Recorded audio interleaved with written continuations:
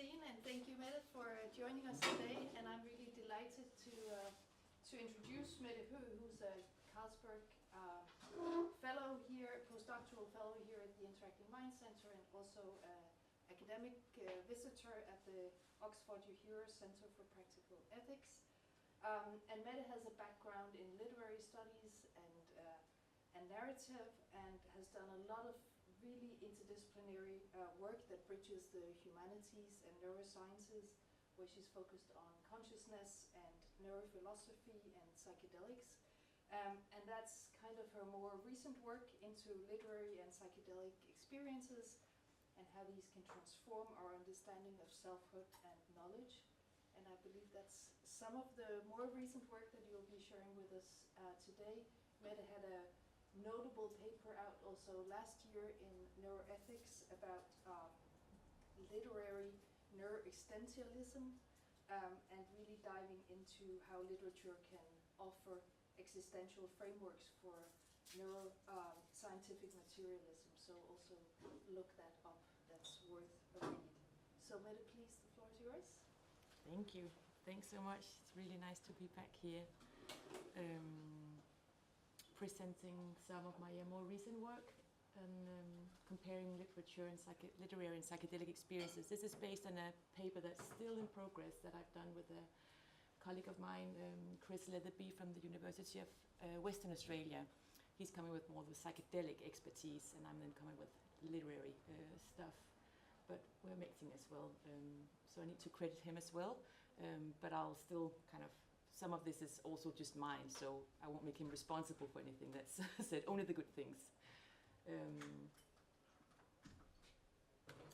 And this is hopefully going to appear, well no, it will appear if we get it finished in time, which we will, in a, is it Bloomsbury edited volume that's coming out next year on psychedelics and aesthetics.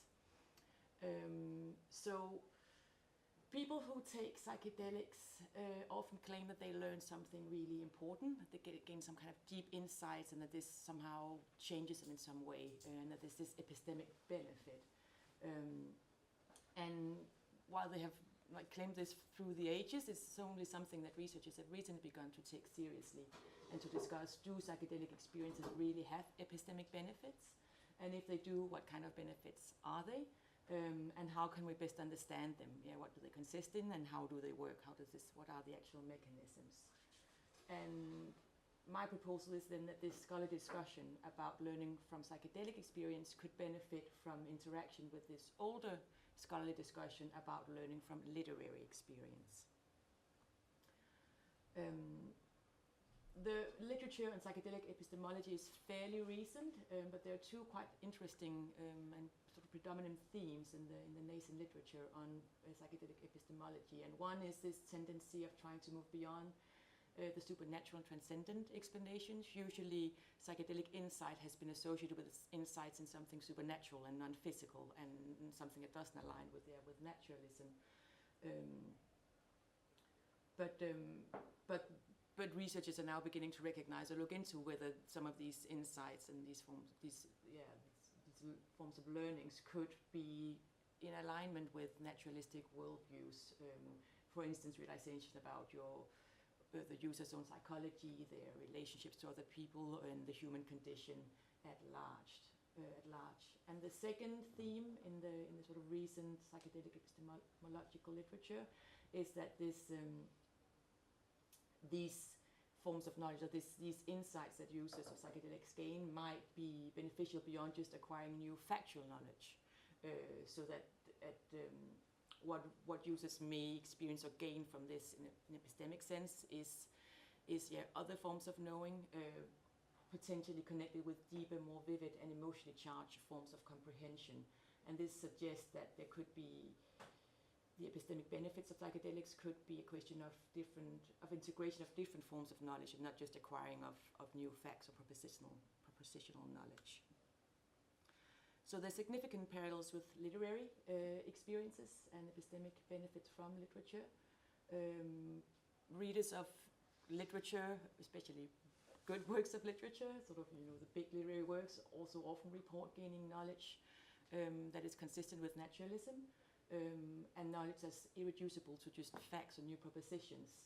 And it seems that both literature or literary experiences and psychedelic experiences are characterized by integrating both cognitive and emotional elements and having these rational and embodied forms of knowledge that combine and integrate. And both literary and psychedelic experiences can be experienced as transformative. So we're trying to frame what we're specifically looking at in this paper, and what I'm focusing on this talk is what we describe in terms of a shift from head knowledge to heart knowledge. So a shift that happens via the literary or psychedelic experience, where the intellectual rational understanding of something is integrated differently and in a sort of more visceral, embodied and emotional sense.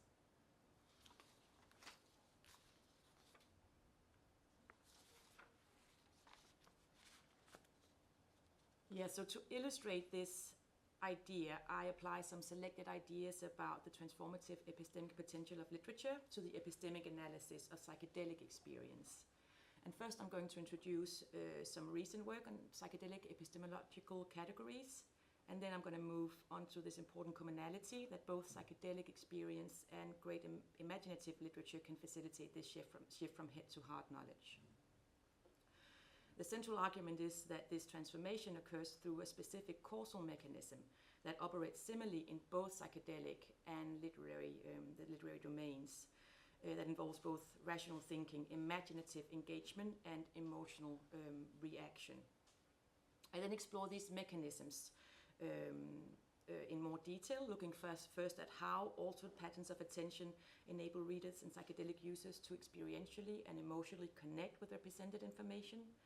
And then I go on to look at how specific representational techniques, including metaphor, imagery, and narrative structure, activate these altered attentional states.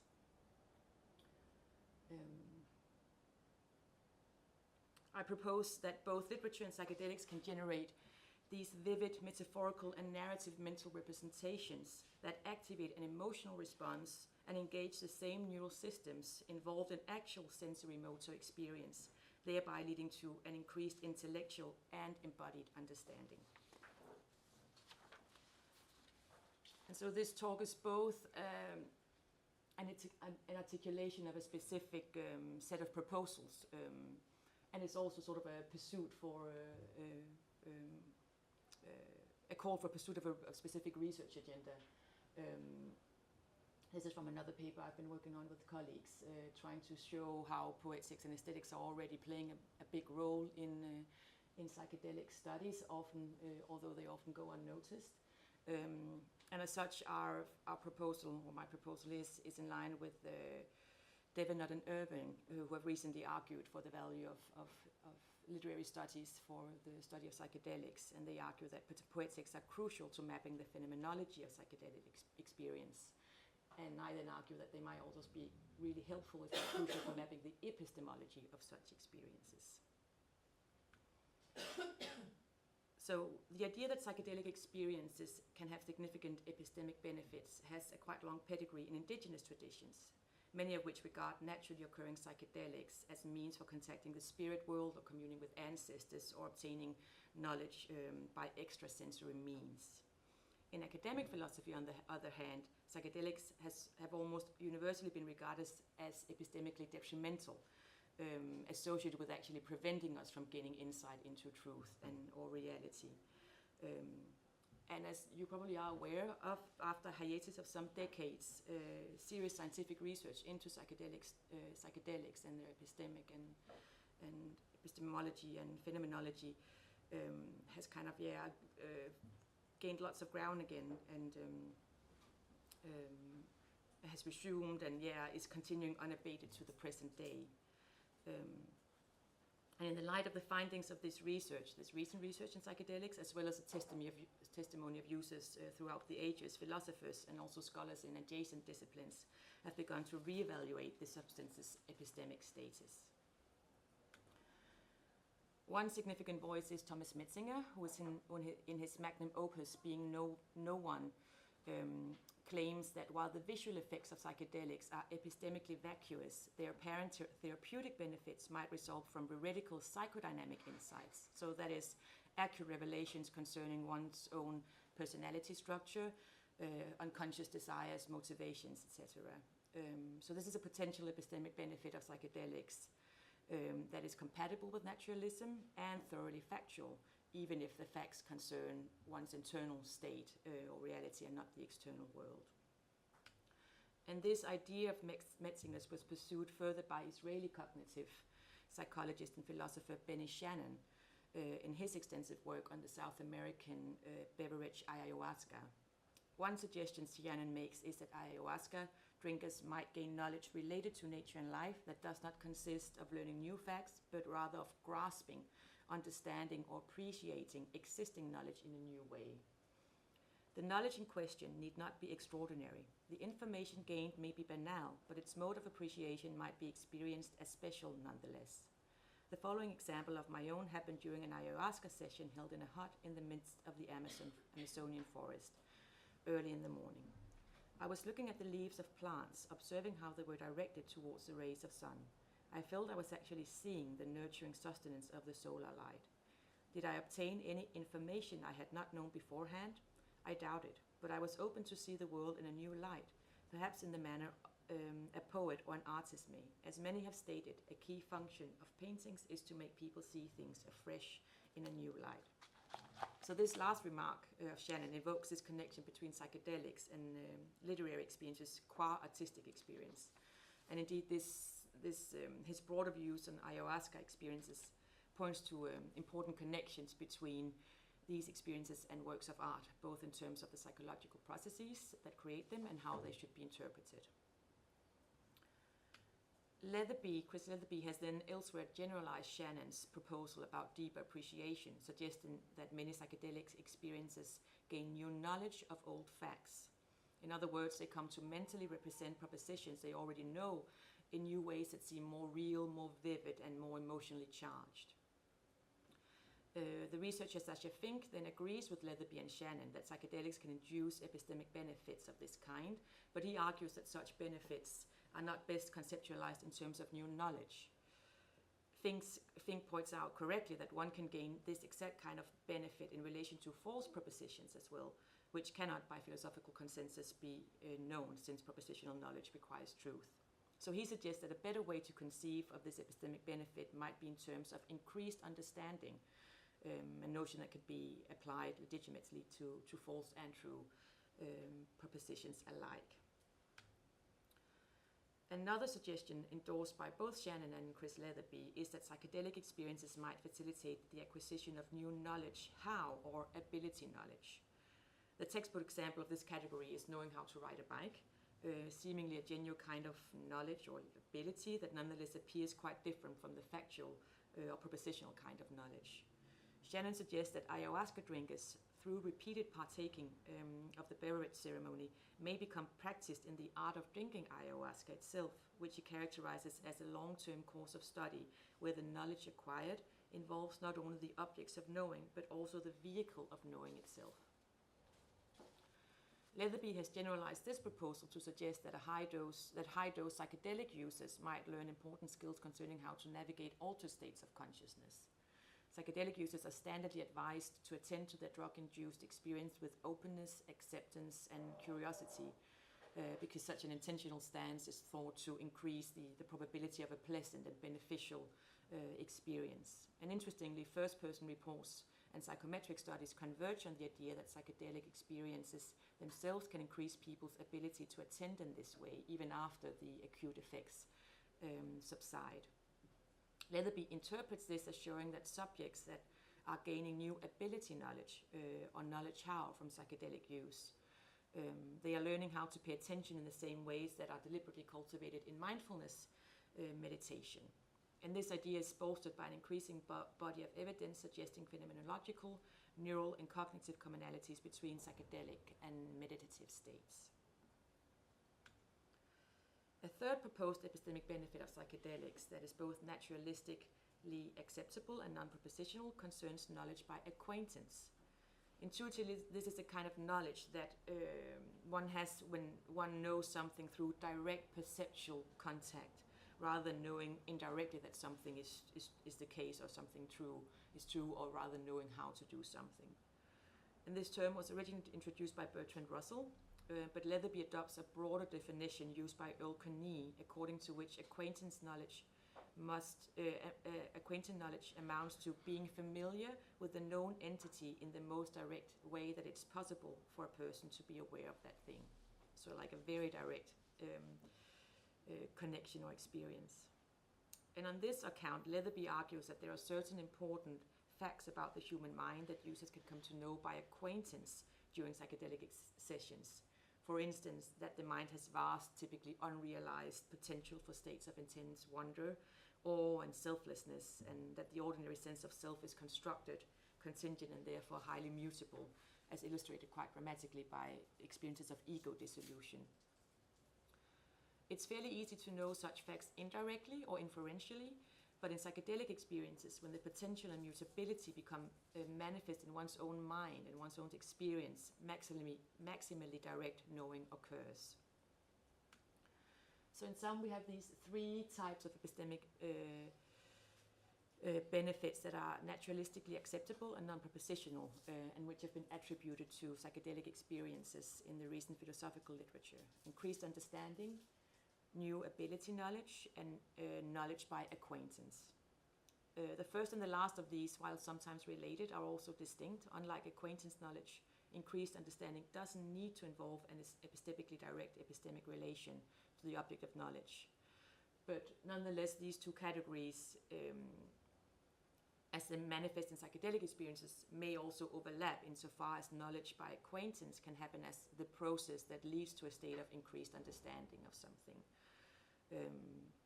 So both these categories seem to be typically involved and related in this way, in the kind of epistemic transformation that I characterize as the shift from head to heart knowledge,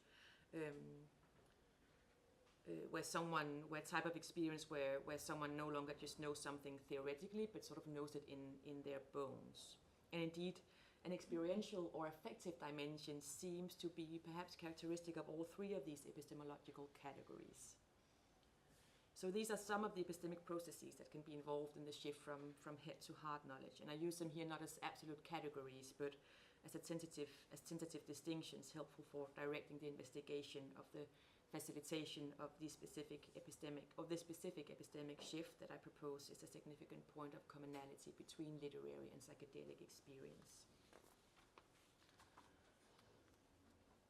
All right, and then we move on to literature. So epistemic transformation has long been recognized as an important possible effect of reading literature, and often it's been observed or noted on in the context of the examination of role of literature for moral development and progress, which is often emphasized in connection with literature. Martha Nussbaum has argued that literature has a special capacity for developing the moral imagination, and that aesthetic attention leads to a certain rich moral attention in the author and also by extension in the reader. Richard Rorty has similarly proposed that literature is crucial for providing moral insight and causing moral change, and he's also pointed to the superiority of literature in this respect to theory. And Leonard and Irving, whom I quoted earlier, more recently and in the context of psychedelic studies specifically, argue that literature can invite readers into modes of experience that challenge our standard conceptual frameworks for understanding ourselves and the world. So my approach in the rest of this talk is quite selective and suggestive. I'll describe a few proposals of how literature might facilitate a move from head to heart knowledge, and then try to show how these proposals can shed light on the analogous shifts that can happen under psychedelic influence. So one set of ideas about literary epistemology that's already been applied to the psychedelic case comes from the moral philosopher Cora Diamond. In her 1982 paper, Anything But Argument, one of Diamond's central contentions is this: great imaginative literature can induce a kind of moral transformation in its readers that A, involves serious thoughts and appeals to the intelligence, and B, aims at the heart rather than exclusively the head, and does not centrally involve giving arguments. Her metaphilosophical point here is that the modes of intellectually legitimate and reasonable moral persuasion are not exhausted by the merely logical and argumentative. So what does this kind of transformation involve then, if not merely argumentation?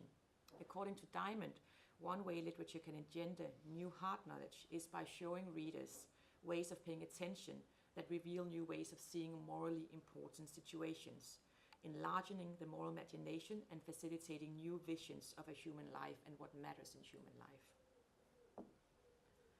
Diamond makes her case by analyzing examples from authors such as Jane Austen, Henry James, and Charles Dickens. For her, the effect of the works by Dickens and his ilk of enlarging the imagination and instilling moral conviction comes from, among other things, an empathetic identification with the represented characters. Dickens again and again shows us how the world looks to a small and helpless child, Diamond argues, and what we are shown from the child's view has obvious moral significance, being slighted, having one's privacy invaded, being unjustly treated. But her more central and radical point is that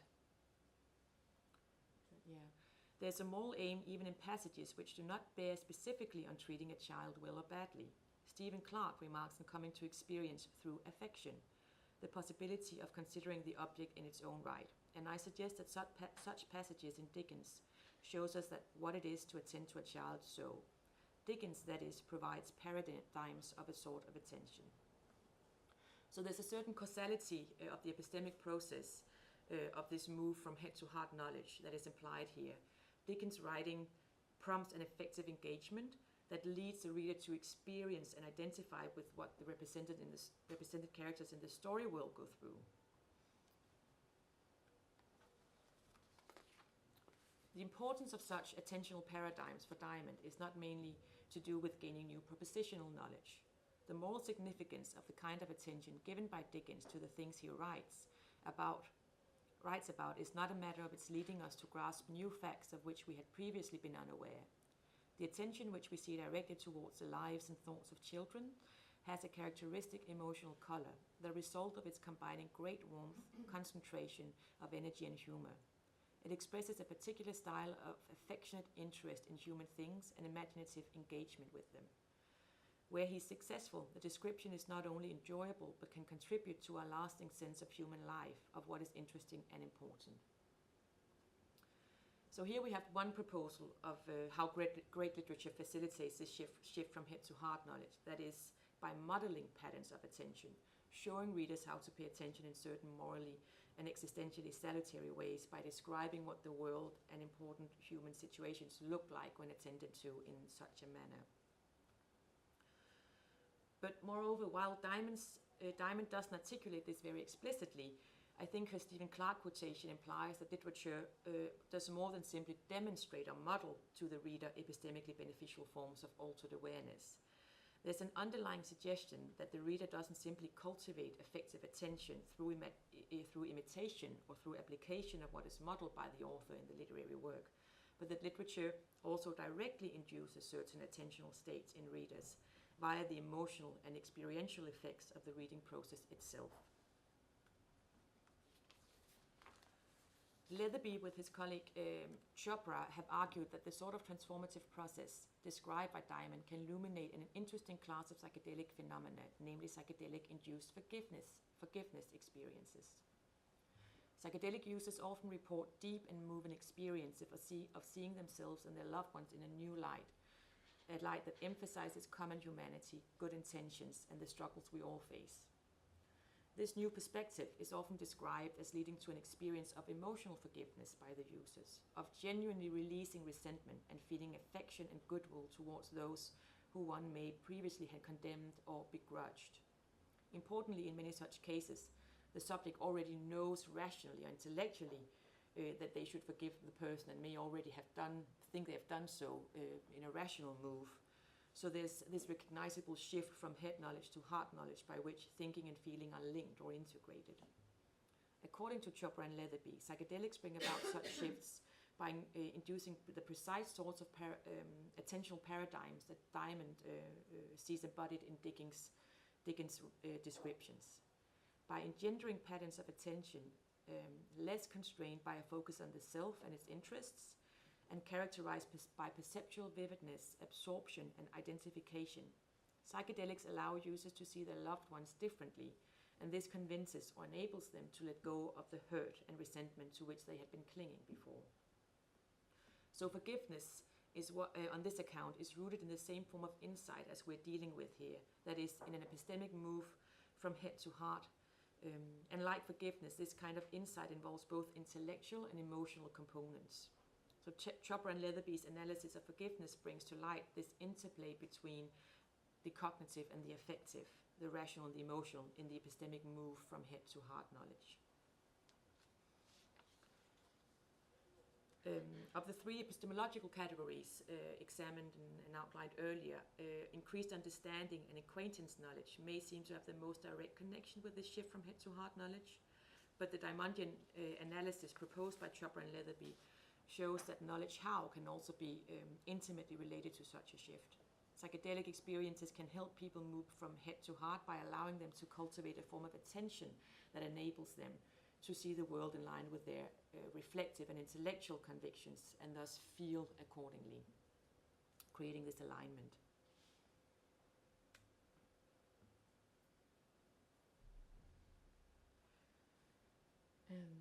The point is reinforced by observing that a Diamondian lens can aptly be applied to many other head-heart shifts under psychedelics. It seems clear that in transformative psychedelic experiences, people often find themselves paying attention in a certain kind of way to things, a kind of attention that has this characteristic emotional color, the result of its combining great warmth, concentration, and energy of energy and humor.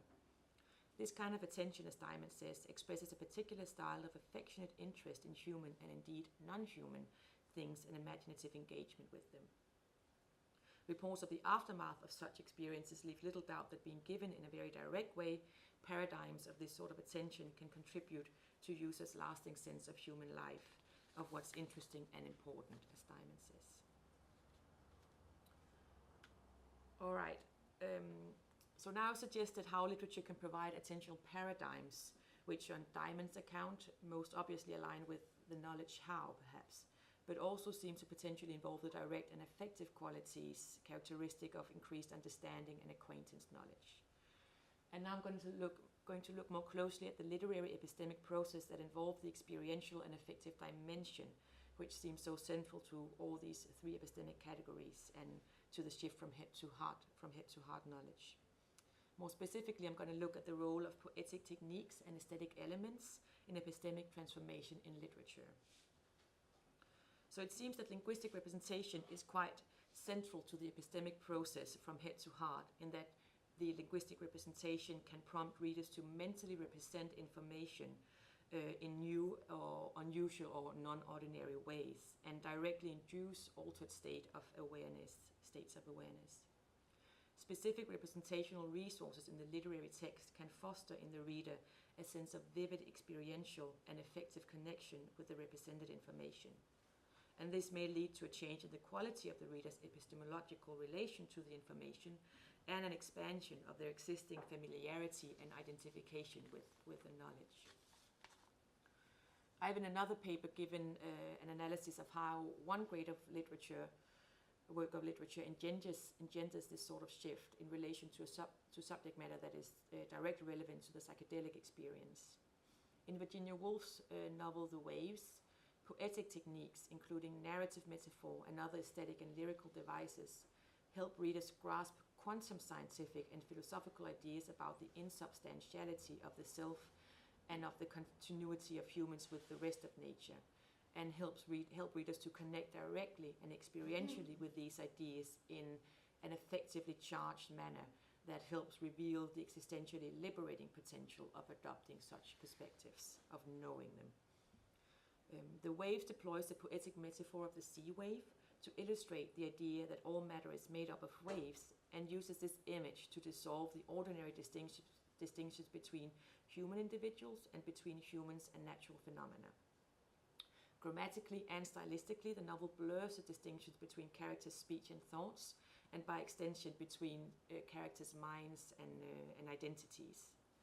Using present tense narration together with abstract lyricism, it achieves an effect of immediacy and idiosyncrasy of representing the characters as they are in their individual present moment, as exemplified by this passage that renders the voice and the experience of the socially and existentially insecure character Rhoda at a social event.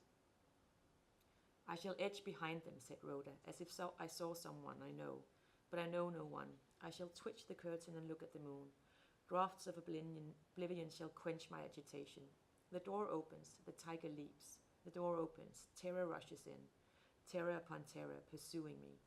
Let me visit furtively the treasures I have laid apart. Pools lie on the other side of the world, reflecting marble columns. The swallow dips her wing in dark pools. But here the door opens, and people come. They come towards me, throwing faint smiles to mask their cruelty, their indifference. They seize me. The swallow dips her wings." So although this is unconventional, the narration here is mimetic in that it produces a form of psychological realism, which I term consciousness realism. And this passage illustrates this general oscillation in the novel between speaking and thinking, and between the concrete and the abstract, the immediate experience and free associations, and between prose and poetry in these soliloquies by the six characters that the novel is made up of. So here I'm quoting myself from another paper. "A thematic narrative and stylistic similarity of the characters' modes of expression and repetitions of tropes make their voices merge. The distinctions between the soliloquies dissolve as each is subsumed under the overall wave-like narrative motion of the novel. The narration and repetitive structure thus reflect the central idea and intention of the work.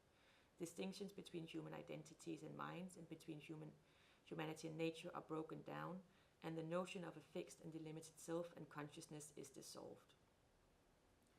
So in this literary analysis, we see an important, but not new, but also very relevant idea to this comparison between psychedelic and literary transformation, namely that imaginative literature can facilitate a shift from intellectual understanding of a matter to an effective experiential identification with it, and in turn lead to a better understanding of abstract theoretical ideas via poetic representation, and that this involves the use of formal representational devices such as present tense narration, metaphor, and lyricism. This indicates that the poetic and aesthetic aspects and their effective impact are central to the special epistemic mode and benefits of literary experiences. The passage from Woolf also exemplifies the quality of unordinariness common to experimental fiction. By breaking conventional mimetic and natural modes of representation through unconventional or unnatural forms of narration, literature brings new or underappreciated aspects of familiar or known phenomena to the reader's attention. Karin Kukkonen presents this as an inherent feature of literature and literary language itself. In literature, qualia, she says, registers as particularly salient owing to the strangeness of literary language. So there is something with the strangeness and unordinariness that also links literature and psychedelic experience. So the pathway from head knowledge to heart knowledge in literature seemingly goes via specific representational resources, including the use of grammar and narration, plot and figurative language, that then activate an imaginative engagement in the reader and effective attention. In literature, this process takes place in a temporarily extended but delimited sphere where input from external reality and external sources of stimulation are reduced, and the reader focuses mainly on the book. And this allows for a suspension of the autopilot mode of ordinary and everyday states of awareness, and for activation of non-ordinary and altered forms of mental engagement by the reader with the linguistically represented information. In this space that literature creates, then, poetic techniques and aesthetic elements prompt creative and imaginative engagement in the reader and activate a state of immersion, absorption, and identification with the mental representations, enabling the reader to connect with facts in an experientially vivid and effectively charged manner, thereby creating embodied connections with the information and facilitating the kind of epistemic transformation that is experienced as deep insight and integration of knowledge in the heart. building on this literary analysis, I propose that psychedelic experiences similarly facilitate head-to-heart shifts by activating unordinary, distinctive, or underutilized representational resources in the mind of the user.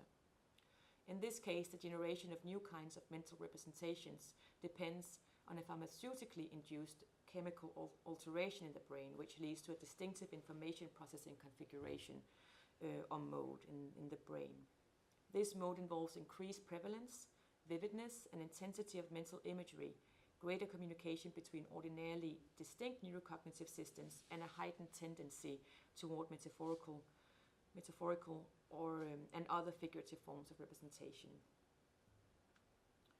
So one obvious difference between the literary and psychedelic experience is that in the former, the stimulation comes from this one external source, the literary text, and the experiencing subject's mental representations are prompted by input designed by another mind, that of the author of the text. While in psychedelic experience, the mental representations and visions happen as a response to a wider and much more varied set of internal and external prompts and sources of stimulation, and on the basis of distinctive neurochemical changes. But nevertheless, in both literary and psychedelic experiences, there's typically a drastic increase of mental imagery in the experiencing subject. And these mental images tend to activate specific types of somatic, affective, and cognitive responses. So now I'm going to say a little bit about the role of visual and metaphorical representation in psychedelics and literature. And on this latter point of metaphor, the philosopher Andrea Rivadula-Duro has recently made an interesting proposal that sheds light on the effects of imagistic representations and the role these play in linking head knowledge to heart knowledge. Her iconic prioritization hypothesis holds that human emotional processing system responds preferentially to information in the iconic, roughly pictorial, structural, or imagistic format. When iconic and symbolic means roughly verbal or linguistic information about the same topic conflict, the former, that is the iconic, will be prioritized in our emotional response. So this is why our knowledge that a plane crash is extremely unlikely may not affect our fear of flying much, because our knowledge about the statistics of air safety is not readily represented pictorially. In Rivadula-Duro's terminology, it is representationally silent in the iconic format. But the possibility of a plane crash generates a vivid iconic representation that is prioritized in the generation of emotional response. So this hypothesis supports the idea that visual representation is central in the shift from head to heart knowledge in both literary and psychedelic experiences, and implies that the coincidence or the alignment of iconic and symbolic information can lead to increased understanding or stronger conviction. The visual representation of information, whether new or already known, generates an emotional response in the experiencing subject, which forms part of the process by which the subject's knowledge is experientially and emotionally integrated. Psychedelics' visual effects have been neglected in recent theoretical discussions of psychedelic therapy, but there are many descriptions of transformative psychedelic experiences that seem to cohere with the views of Rivadula-Duro. The generation of vivid, conscious mental imagery concerning some topic leads to a beneficially transformative emotional response that previously had been absent or muted, or to increase conviction of existing knowledge. And here's one example. I used to hide sitting on the air conditioning unit on the side of my house when I used to smoke. And so the image was me sitting there, smoking, all hunched over, stupid smoking. This is from a patient who receives psilocybin-assisted smoking cessation therapy. And the vine just rising up, and this purpley flower face thing looking down at me like, how ridiculous. And then I'm not really that person, I'm really this vine. That's really me, and the God is within me. How silly to think that smoking was going to do anything to solve anything. So it was really just that rising up feeling and that powerful feeling, and it was just filled me with such beauty and strength and life. So this example has interesting features beyond increased imagery, including spatial, kinesthetic, and narrative dimensions. The subject seems to experience a possible unmanifested version of himself through a narrative hallucination about a goddess vine, which lets him imaginatively and emotionally experience the freedom, health, and strength that a life without smoking could entail, as opposed to merely thinking rationally about this alternative way of living. The visual dimension seemingly plays an important part in creating such complex, rich, extensive, and immersive psychedelic experiences, and plausibly in part accounts for their emotional traction. And while the epistemic process includes supernatural elements such as the anthropomorphic vine that rises up, the insight derived from the imaginary experience about human nature, personal agency, and health cohere with a naturalistic framework. Indeed, it has long been noted, but under-theorized both neurocognitively and epistemologically, that psychedelic experiences impart many of the most striking and transformative lessons by way of metaphorical visions and parables.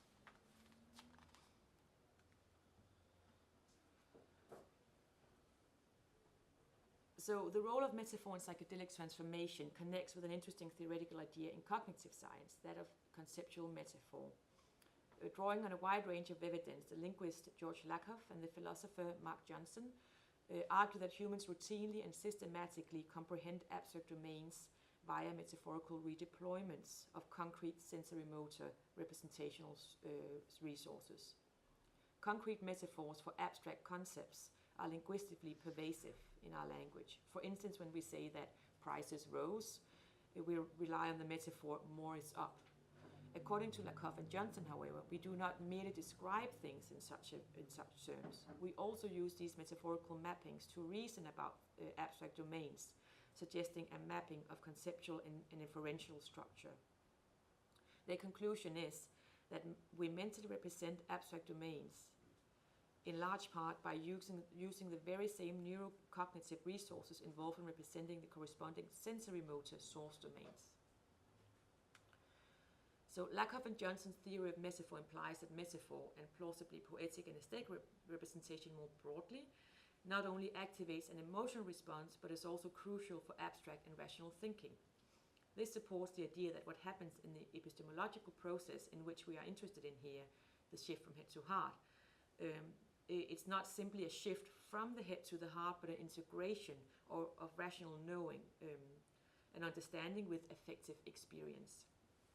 Conceptual metaphor theory suggests, then, a striking conjecture that a core way in which both literature and psychedelic experience turn head knowledge into heart knowledge is by supplying vivid sensory-motor metaphors that facilitate a deeper and richer understanding of relatively abstract propositions, whose truth we may already have endorsed intellectually, but whose full significance and import we didn't fully grasp. This fits well with my analysis of the transformative techniques deployed by Wolf in The Waves, according to which readers are helped to attain an experiential and hence emotionally and existentially potent grasp of a fairly abstract set of metaphysical views about reality and the place of human beings in it, by way of techniques such as wave-like narrative motion and descriptions of things as rippling, so by the use of metaphor and other poetic forms, aesthetic forms and imagery. Such concrete visual-spatial metaphors might be one very helpful way of comprehending, however imperfectly, that what views such as process metaphysics are really saying about how the world is. We can see the same kind of process at work in psychedelic experience. Here too, people are led to a deeper, more embodied and effective apprehension of some relatively abstract truth by being furnished with a concrete metaphor that can help them make sense of it. This suggests that both literature and psychedelics facilitate the shift from head to heart knowledge, and thereby the integration of head and heart knowledge by providing particularly vivid metaphorical representations with visual as well as spatial, kinesthetic, and narrative dimensions that engage the same brain systems involved in actual physical experience. Instead of merely knowing abstractly that smoking is bad for me, a psychedelic or literary imaginary experience might engage spatial, visual and bodily systems that makes this knowledge feel viscerally real. So I've looked at the explanation of the soteriological potential of the waves at Diamond's analysis of the morally persuasive power of Dickens and Chopra and Leatherby's adaptation of the latter to psychedelic-induced forgiveness experience. Together, these examinations suggest that one of the primary ways literature facilitates a move from head to heart knowledge is via certain linguistic representational techniques, poetic and aesthetic devices, and modalities such as figurative language, plot, and grammar, and that these have certain cognitive effects on the reader. I've identified a specific pathway from head to heart in literature that involves both rational, intellectual, and emotional components as it proceeds through these 4 key stages. I think that ended up on an earlier slide that was supposed to be here. So this mechanism that goes through these 4 key stages. First, a poetic and aesthetic technique and representation of information, which leads to, next, an imaginative and experiential engagement with the represented information and certain mental representation, which then next activates an effective or affectionate mode or form of attention in which emotional investment and identification combined with intellectual reflection and rational understanding, thus next resulting in an epistemic position of increased intellectual and emotional conviction and a feeling of embodied understanding. So that's the path from head to heart. Building on this literary epistemic analysis, I propose that the capacity of psychedelic experience to turn head knowledge into heart knowledge operates through parallel mechanisms involving a change in the kinds of representation that are tokened of a fact or state of affairs, which make different aspects of a fact or state of affairs salient, analogously to the use of poetic techniques in literature, which B engenders an altered and vivid experience and changes the subject's conception of an affective response to the fact or state of affairs, analogous to the affective, attention, imaginative, experiential engagement in the literary experience, and which then C leads to a qualitative change in the subject's epistemic relation to certain facts or state of affairs, resulting in increased and integrated emotional and intellectual or cognitive investment.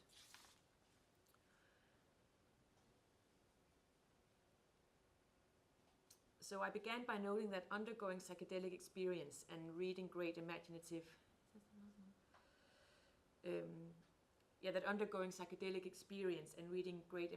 literature share significant parallels. Both are often claimed to induce epistemic benefits that can transform for the better, that are compatible with naturalism, and that do not consist mainly in coming to know new facts or propositions. We've seen that a substantial proportion of these epistemic benefits consist in a shift from head knowledge to heart knowledge. They involve attaining a deep, existentially and emotionally potent grasp of some proposition, by which one may previously have been unmoved, despite ascending to the truth of it. Significantly, the insights acquired through these epistemic processes about human relationships and personal psychological and physical health are grounded in a naturalistic framework, even if they feel transcendent or mystical to the experiencing subject.